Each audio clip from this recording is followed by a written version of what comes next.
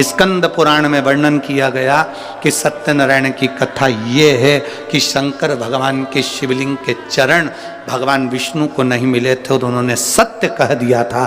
तब भगवान शंकर प्रकट होकर उनको कह दिए थे, आज से तुम सत्यनारायण के रूप में पूजाओगे और तुम्हारी पूजन होगी, तुम सत्यनारायण बन जाओगे। ये सत्य है।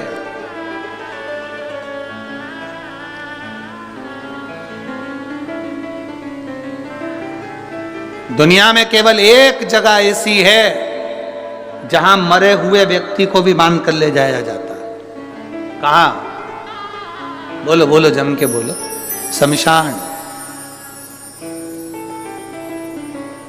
केवल एक जगह दुनिया में ऐसी है जहां मरे हुए व्यक्ति को भी बांध कर ले जाया जाता है, क्योंकि ले जाने वालों को भी ये समझ में नहीं आता, भग गया तो दूसरा कहां से लाए, ठिकाना क्या है। चिंता है, होता है कभी कभी। नगर निगम वाले, नगर पालिका वाले एक गांव में सर्वे करने के लिए आए। वहां पर एक सुहागवती बेचारी एक महिला रहती थी, वो कभी अपने पति का नाम नहीं लेती थी। आज पति नहीं था घर में और वो सर्वे वाले आ गए। उन्होंने पूछा, तुम्हारा नाम क्या है? मैं बिमला। अच्छा। बेटे का नाम? कमल। अच्छा। बेटी का नाम? रानो। ठीक है। पति का नाम? पति का नाम बोलो। इतने में वो बोली कि मैं अपने पति का नाम नहीं लेती। अच्छा, तो हम दूसरी बार सर्वे करने नहीं आएंगे, तुम्हें पति का नाम जल्दी बोल दो तो हम लिख लें। मैं नहीं बोलूंगी, तुम्हें वापिस आना पड़ेगा। हम नहीं आएंगे। फिर नाम छूट गया, बाद में मत कहना कि हमको कोई फैसिलिटी नहीं मिल रही, हमें कोई साधन नहीं मिल रहा। नहीं, तो फिर पति का नाम बताओ। मैं तुमको 2-3 तरह से समझाऊंगी, तुम समझ जाओगे। सिर पे पल्लू लेके बोली, मेरे पति का नाम। तुम 3 गंजी और 3 गंजी कितनी हो गई?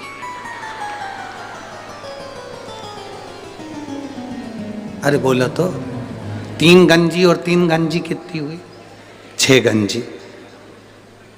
बस मेरे पति का नाम यही है। सर्वे वाले, 6 गंजी।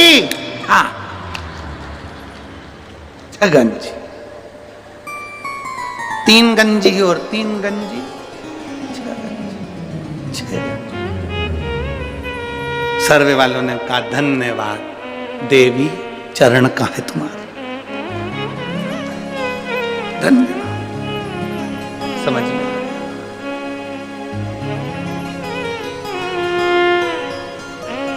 जो पहचान गया शिव को, वो फिर भटका नहीं। ब्रह्मा जी ने कहा कि मैंने भगवान शंकर का शीश देखा है। आकाशवाणी हो गई, ब्रह्मा झूठ बोल रहे हैं। ना मानो तो केतकी के फूल से पूछ लो, केतकी का फूल ने झूठ कह दिया।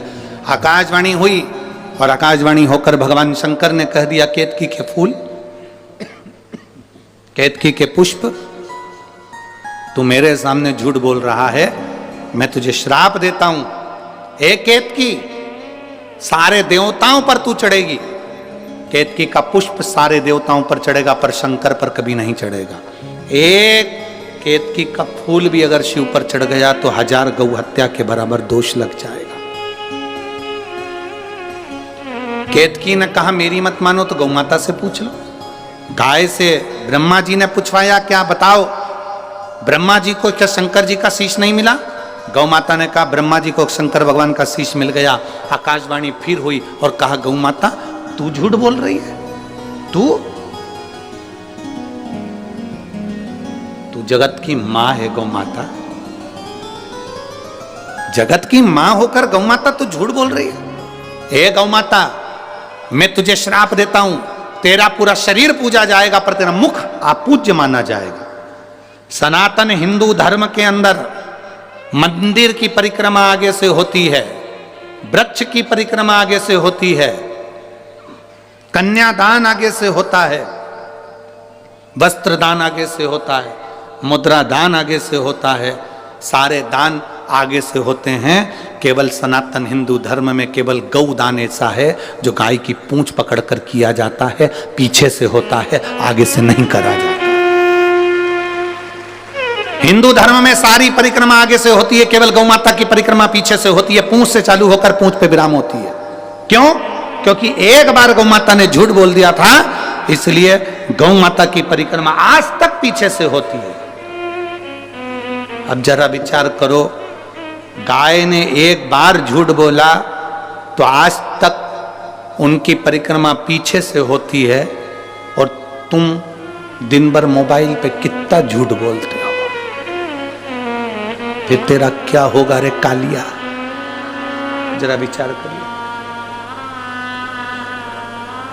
कितना झूठ। दुकान पे बैठे हो, कहते हो घर पे हो, दोस्तों के साथ बैठे हो, क्या कि मैं अभी आई रही हूं, रास्ते में ही हूं, बिल्कुल रास्ते में। कितना झूठ।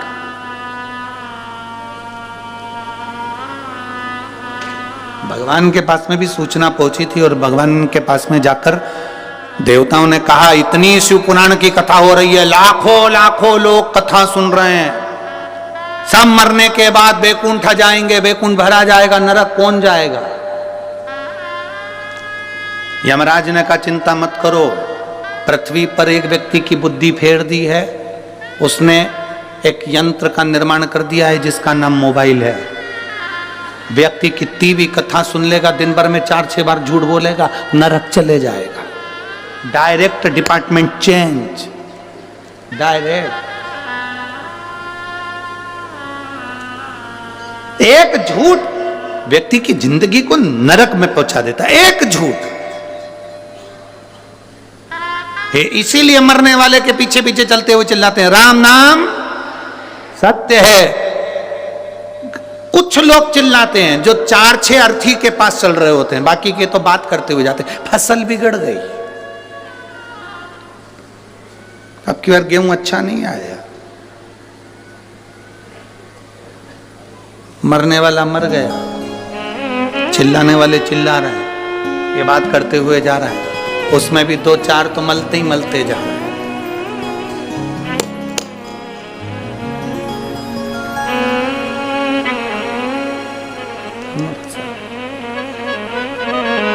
शमशान में मुर्दा जल रहा है, पहले थूक के आया, फिर बैठा, राम नाम सत्य है। तब अरे भाई, शिव महापुराण की कथा कह रही है, सत्य बोलने से पीछे मत हटो। संत, साधु, गुरुजन, सन्यासी, तपस्वी, साधक एक सत्य की जिंदगी जिए, एक सत्यता की जीवन। आज हम सब सत्य से दूर हो गए, सत्य से। कहा गौ माता ने झूठ बोल दिया, ब्रह्मा जी झूठ पर झूठ बोल रहे थे, तो भगवान शंकर को क्रोध आ गया, उन्होंने अपने पांव के अंगूठे का नखून तोड़कर फेंका। काल भैरव प्रकट हो गए, काल भैरव से कहा, इस ब्रह्मा का सिर काट दे जिससे ये झूठ बोल रहा है। काल भैरव ने चीटी उंगली के नख को तोड़कर फेंका, ब्रह्मा जी का सिर कट गया। ब्रह्मा जी का सिर कटा, कटा हुआ सिर लुढ़कता गया, और ब्रह्मा जी झूठ बोलते गए। ब्रह्मा जी के कटे हुए सिर में से रक्त बहता चले गया, वो रक्त से कर्मनाशा नदी प्रकट हो गई। भारत की भूमि पर केवल एक नदी आज भी ऐसी बहती है जिस नदी का पानी कुत्ता भी नहीं पीता, जिसको कर्मनाशा नदी कहा गया। केवल भारत की भूमि पर एक नदी ऐसी है जिसका पानी पक्षी भी नहीं पीता, कुत्ता भी नहीं पीता। उस कर्मनाशा नदी का जल जिसके शरीर पर छींटा भी पड़ जाता है तो उसकी 71 पीढ़ी में किसी ने दान करा होता है, पुण्य करा होता है, कथा सुनी होती है, भजन करा होता है, व्रत करा होता है, उद्यापन करा होता है, कन्यादान करा होता है, गौदान करा होता है, वो 71 पीढ़ी का पुण्य समाप्त हो जाता है। वो कर्मनाशा आज भी उत्तर प्रदेश में बह रही है, आज भी कर्मनाशा। उत्तर प्रदेश गवर्नमेंट ने बड़े बड़े बोर्ड लगा कर रखे हैं, ये कर्मनाशा नदी है, इसमें हाथ न धोइए, ये कर्मनाशा नदी है, इसका पानी का छींटा न लीजिए, ये कर्मनाशा नदी है जिसका एक जल का छींटा भी मनुष्य के कर्म को नाश कर देता है, ये ब्रह्मा जी के रक्त से बनी है। आज भी लिखा है, बड़े बड़े बोर्ड लगे हैं कर्मनाशा नदी पर।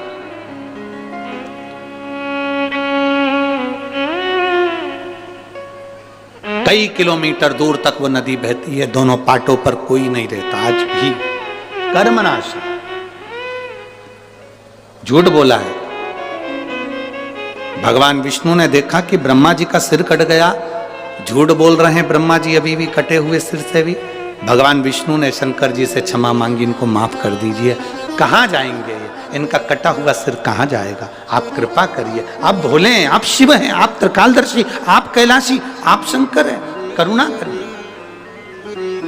दया करिए। भगवान शिव ने कहा, सुनो नारायण, आपके कहने पर मैं ब्रह्मा जी के कटे हुए सिर को वर देता हूं, यह बड़ का वृक्ष बन जाएगा, बट वृक्ष बन जाएगा। इस बट वृक्ष के नीचे मैं स्वयं विराजमान होऊंगा और मेरा नाम बटकेश्वर महादेव कहलाएगा। मैं स्वयं बैठूंगा बटकेश्वर महादेव के रूप में विराजित। सनातन धर्म के अंतर्गत आज भी बटकेश्वर महादेव बड़ के पेड़ के नीचे शंकर का यदि शिवलिंग होता है और उसका यदि हम एक बार भी अपने जीवन में एक लोटा जल बड़ के पेड़ के नीचे के शिवलिंग को चढ़ा देते हैं तो उसका फल जरूर मिलता है, बहुत मिलता है। आप लोगों ने कथा सुनी होगी राजा दशरथ जी की। दशरथ जी पूर्व जन्म में एक ब्राह्मण थे जिनका नाम था हर ब्राह्मण। क्या नाम था? जम के बोलो जरा। हर ब्राह्मण। दशरथ जी पूर्व समय में एक ब्राह्मण थे जिनका नाम था हर ब्राह्मण। इनका नियम था शिव जी के मंदिर में जाकर 108 बेलपत्र शंकर भगवान को समर्पित करते थे और 108 बेलपत्र चढ़ाने का इनका नियम दूसरा था। 107 बेलपत्र तो ये शिवलिंग पर चढ़ाते थे और एक बेलपत्र उठाकर ये अशोक सुंदरी वाली जगह पर चढ़ा देते थे। तो कितनी हो गई कुल मिला के? 108। प्रतिदिन का नियम था इनका, प्रतिदिन। और यदि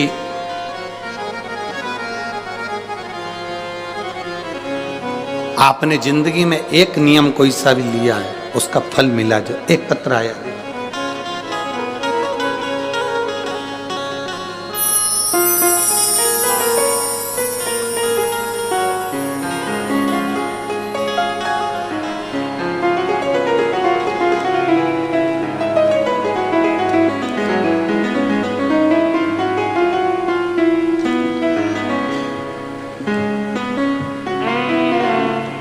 मेरा नाम नीलम है और मेरे पति का नाम रविंद्र कुमार है। मैं हरियाणा के सरस्वती नगर की निवासी हूँ। मेरा फ़ोन नंबर ये है। धन्यवाद। कहीं बैठी हो तो हाथ हिला सकती हैं। आप ही हैं? एक बार वापिस हाथ हिलाओ। श्री शिवाय नमस्तुभ्यम। मेरा नाम नीलम है और मेरे पति का नाम रविंद्र कुमार है। आए हैं पति, साथ में आए हैं क्या? हाथ हिलाओ। आंखों की रोशनी वापस आ गई आपकी? ठीक है, दिख रहा है सब? हाथ हिलाओ वापस। श्री शिवाय नमस्तुभ्यम। मेरा नाम नीलम है और मेरे पति का नाम रविंद्र कुमार है। मैं हरियाणा के सरस्वती नगर की रहने वाली हूं। मैं बाबा का क्या वर्णन करूं गुरुदेव। बाबा की कृपा से मैं ही कथा के पंडाल में पहुंची हूं। गुरुजी, मेरे पति की दोनों आंखें बीपी की वजह से चली गई थी। आंखों की रोशनी पूरी चली गई थी, दिखना बंद हो गया था। डॉक्टरों से जांच करवाई तो उन्होंने कहा था कि इंजेक्शन हर महीने लगेगा और वो इंजेक्शन लगने के बाद उसकी जब सूजन उतरेगी तब आंखों की रोशनी वापिस आने आ सकती है। पक्का नहीं कहा था उन्होंने कि इनकी रोशनी वापिस आ जाएगी, पर इंजेक्शन लगेगा तो रोशनी आ सकती है सूजन कम होने पर। इतना धन हमारे पास में नहीं गुरुदेव, हर महीने इंजेक्शन लगवाएं और आंखों की रोशनी के लिए हम कहां से धन लाएं।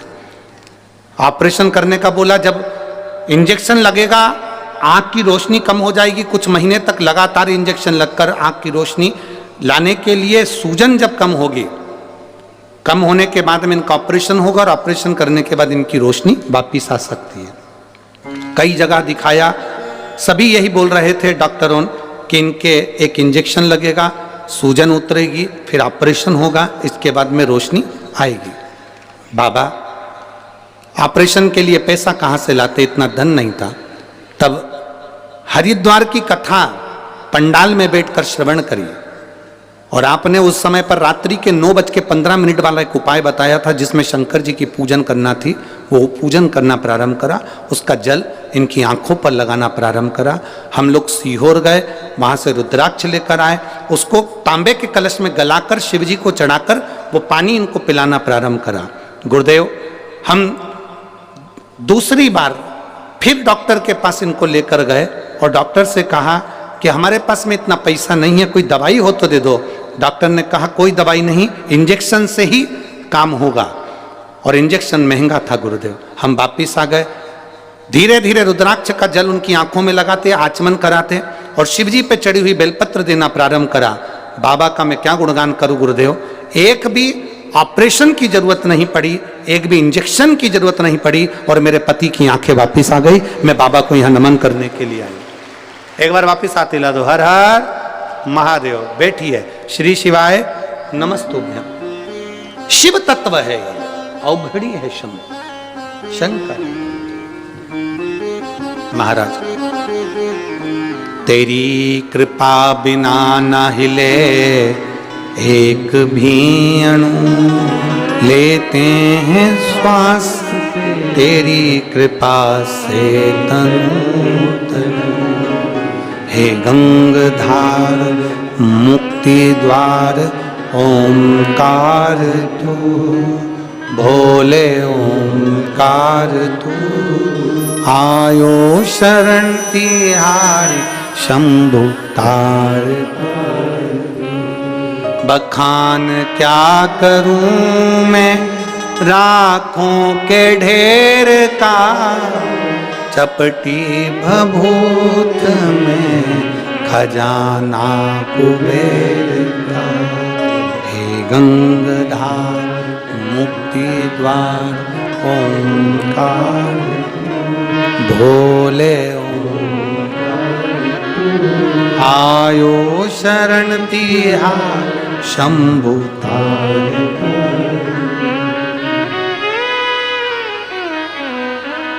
जो शिव की चौखट तक गया है उसने हाथ पकड़ा।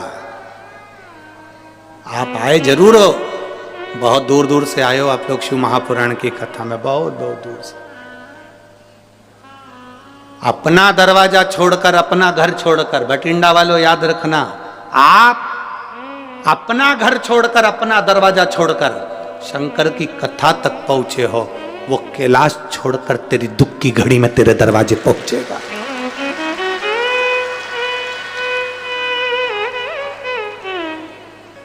आप अपने घर के दरवाजों को छोड़कर आयो।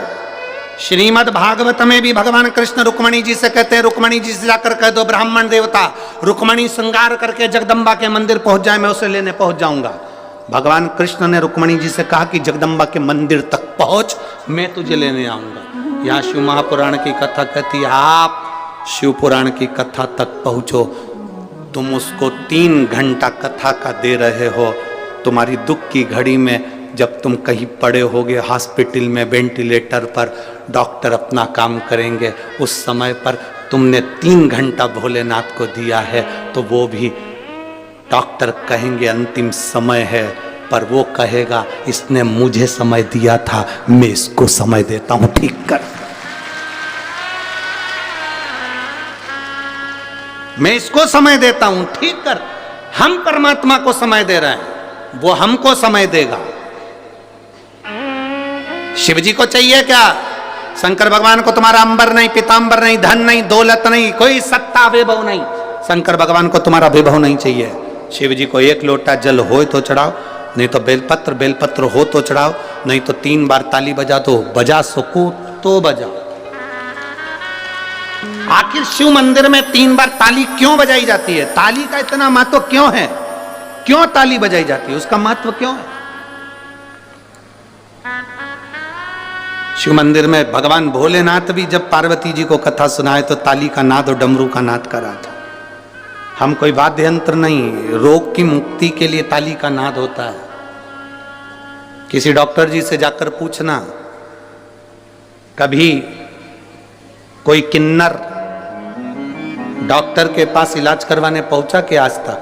किसी डॉक्टर से पूछना, किसी प्रदेश में, किसी देश में, किसी गांव में कोई किन्नर डॉक्टर के पास कभी इलाज करवाने गया? सर्दी हो गई, जुकाम हो गया, पेट दुख गया, कंधा दुख गया, हाथ दुख गए, पांव दुख गए, कभी कोई किन्नर गया? नहीं, क्योंकि उनकी एक दवा है, जो हाथ की जो ताली बजाते हैं उससे सारे रोगों की मुक्ति हो जाती है। ताली का नाद केवल शिव की कथा, शंकर भगवान के मंदिर में 3 बार ताली का महत्व है। शिव के मंदिर में जब हम 3 बार ताली बजाते हैं, हमारे ताप, हमारे दुख, हमारे कष्ट सब मिट जाते हैं। शिव करें अगर ताली भी नहीं बजा सकते तो मंदिर के शिखर का दर्शन, शिखर दर्शनम सर्व पाप नाशनम, शिखर का दर्शन ही कर लिया तो सुख मिल जाता है। स्वयं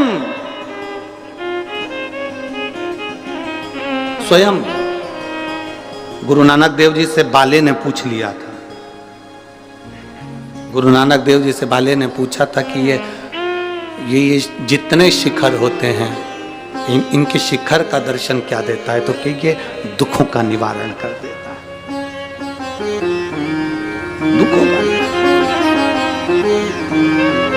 आप मंदिर में प्रवेश नहीं कर सकते, आप गुरुद्वारे के अंदर प्रवेश नहीं कर सकते, उसके शिखर का मात्र दर्शन हो जाता है तो हमें सुख का अनुभव हो जाता है। शिखर दर्शनम सर्व पाप नाशनम। फिर कहा, अगर मंदिर के शिखर का भी दर्शन नहीं कर सकते, एक लोटा पानी भी नहीं चढ़ा सकते, एक बेलपत्र भी नहीं चढ़ा सकते, तो मंदिर के सामने से निकल कर चले जाओ, उसकी दृष्टि में भी आ गए तो कल्याण हो जाएगा। बहुत है उतना, उसके सामने भी पहुंच गए तो हमारा कल्याण निश्चित है।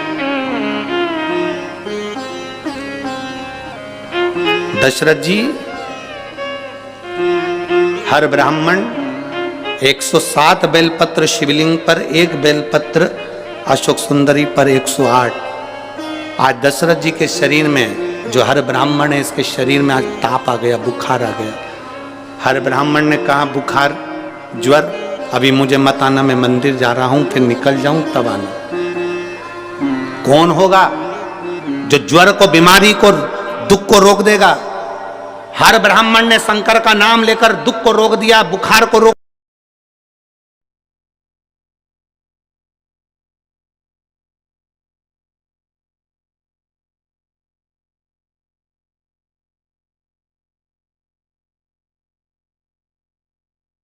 हर ब्राह्मण ने जैसे ही सुना स्त्री के रोने की आवाज तो चिल्लाकर पूछा, कौन है? दीवाल के पीछे कौन है?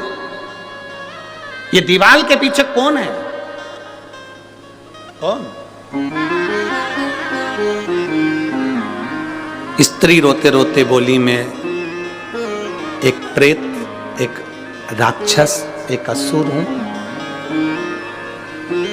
अपने पति को, माता पिता को, परिवारजन को अपशब्द कहती थी। जो जल शिवजी के मंदिर में जाता था, उस जल के पात्र को मैं झूठा करके पटक देती थी, इसलिए प्रेत योनि में पड़ गई हूं। मुझे मुक्त करिए, मुझे मुक्त। हाँ, हमने एक बात आप लोगों को पहले कथा में कही थी, आपके स्मरण में होगा। हमेशा कहते हैं 1 लोटा जल महादेव को चढ़ाओ। हमने कथाओं में कई बार कहा, कभी कभी 2 लोटा जल भी महादेव को चढ़ाओ। किस लिए? 1 लोटा जल तुम्हारे लिए और 1 लोटा जल जो बॉर्डर पर हमारे भारत के सैनिक खड़े हैं उनकी रक्षा के लिए। 1 लोटा जल कभी उसके लिए भी समर्पित।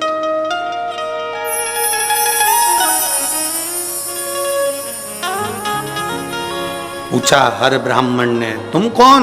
मैं प्रेत, मैं प्रेत।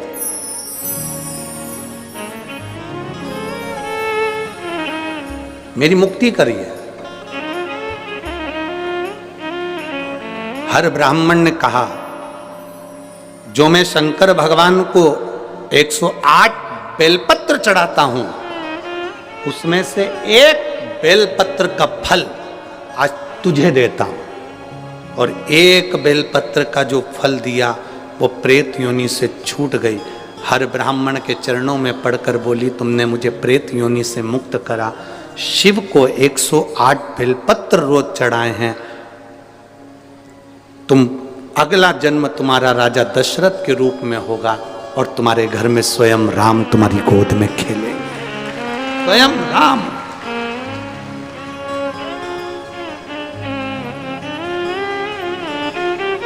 आप में से कितने लोग हैं जब आपके कोई परिचित बीमार होते हैं तो हॉस्पिटल में देखने के लिए जाते हो?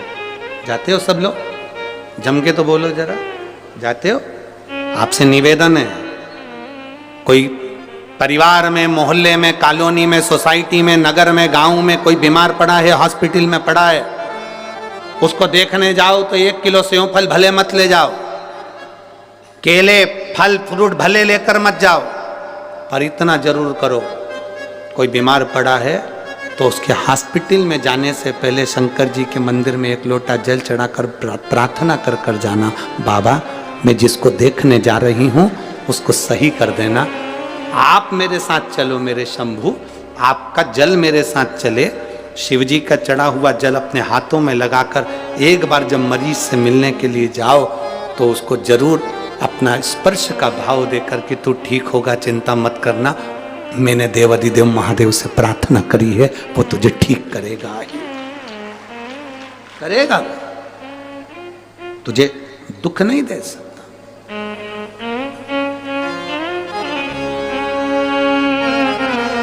आप प्रार्थना करो उससे,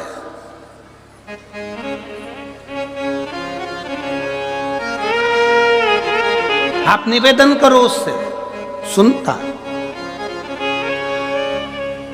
सुनेगा।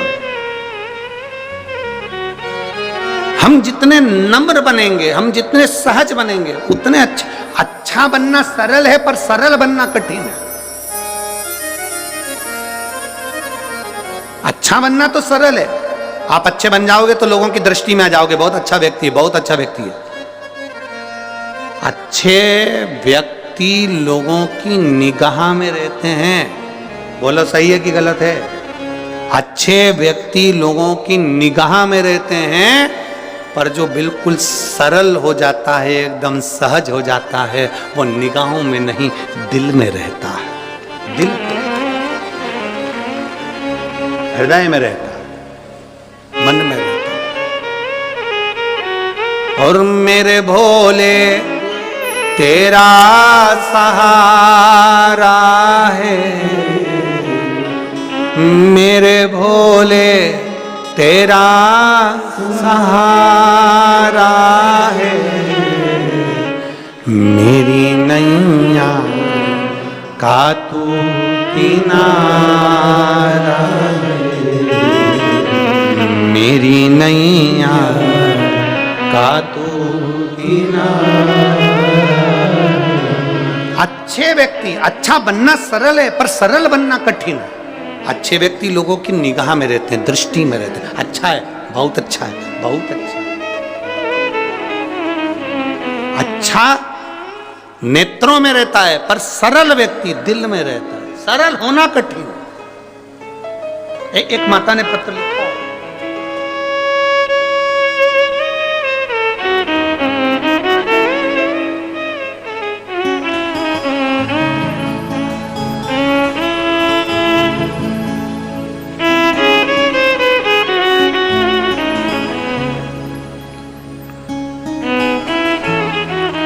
मेरा नाम अरुण बंसल है, श्री मुक्तसर,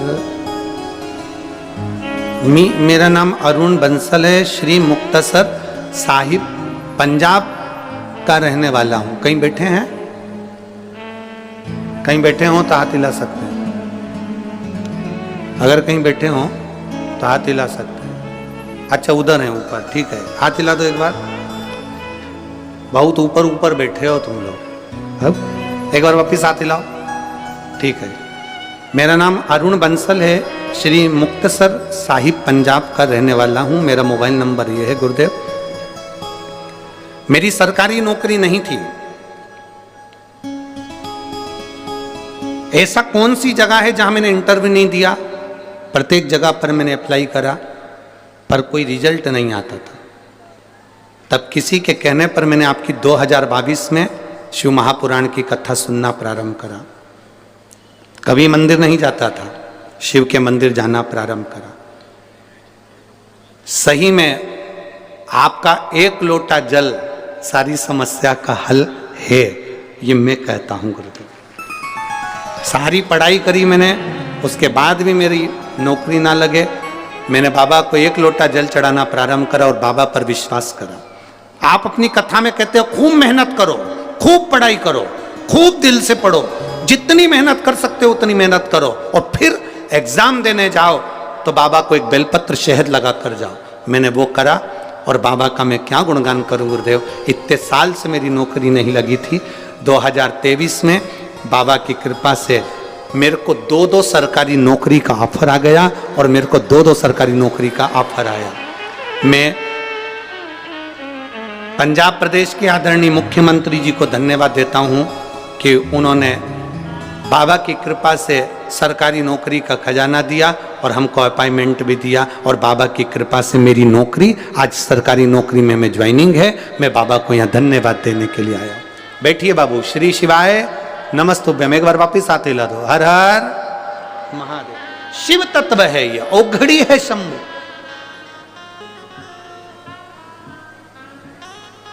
सारी समस्या का हल जब दुख लगे, जब लगे कि संसार छूट रहा है, हमारा तकलीफ बढ़ रही है, कष्ट बढ़ रहा है, आपको कहीं नहीं जाना, किसी के पास नहीं पहुंचना, आपको तो एक लोटा जल भरो घर में से, शिव जी के मंदिर पहुंच जाओ। कितने लोग हैं जो शंकर के मंदिर में रोज जल चढ़ाते हैं? हाथ उठाओ जरा। सब चढ़ाते हो? रख लो, रख लो, धर लो, आराम से रख। जाना चाहिए।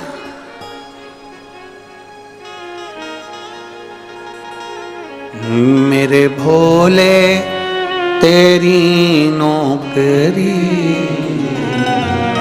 सबसे बढ़िया, सबसे बड़ी,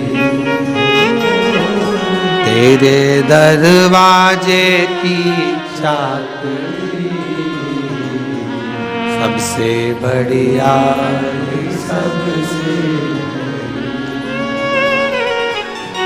क्यों खड़े हो गए? बैठ जाओ।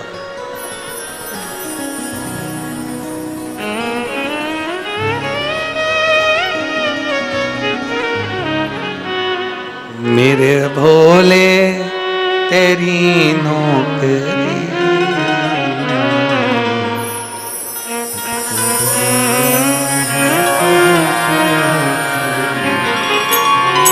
तुम नहीं सुधरोगे।